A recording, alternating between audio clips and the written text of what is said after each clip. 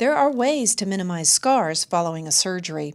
According to Dr. Robert Grant, everyone heals differently, and because of that, surgeons should take an individual approach. There's lots of different factors which come into play: time of year, location of the body, whether the patient's a child or an adult, whether it's something that's been done for a more reconstructive purpose or for a cosmetic purpose. The first thing I try to do is educate the patient that every time we make an incision, there will be a scar, and it's our job to try to minimize that scar or minimize the appearance of that scar as much as possible. Board-certified plastic surgeon Dr. Lee Thornton says there are a series of proven steps to get a better-looking scar.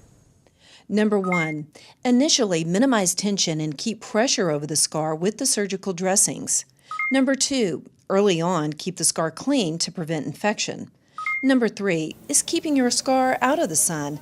Minimal exposure to sunlight is extremely important, according to Dr. Thornton. We also know that UV light is certainly poor for scar healing, and that's where the sunscreens come in and are important to add, particularly in areas that are exposed to the sun: facial scars, other body scars that might be exposed during summer months. Number 4 is where the patient can make the biggest difference. Keep the scar hydrated with topical silicone gel or silicone sheets that have proven scientific benefits. And finally, number 5 is close monitoring, and if needed, the use of steroid creams or steroid injections. Steroids really do cut down on inflammation, which is what is excessive in these poorly healing scars many times. But if you go too far, then you're going to get a scar that's weakened, thin, widened, and you're taking the patient to another type of poor scar, poor healing. Dr. John Gross says patients with a history of poor healing that typically get keloid or hypertrophic scars may need to get steroid injections. Others may only need a silicone gel with a steroid.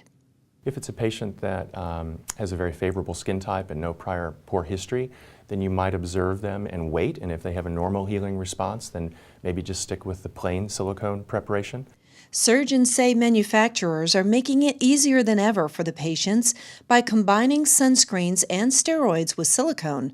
Not only is this 5-step combination effective, but it's easy for the patient to use. By taking these 5 steps and following doctor's orders, patients can expect a much better outcome. For the Plastic Surgery Channel, I'm Carolyn Grimes.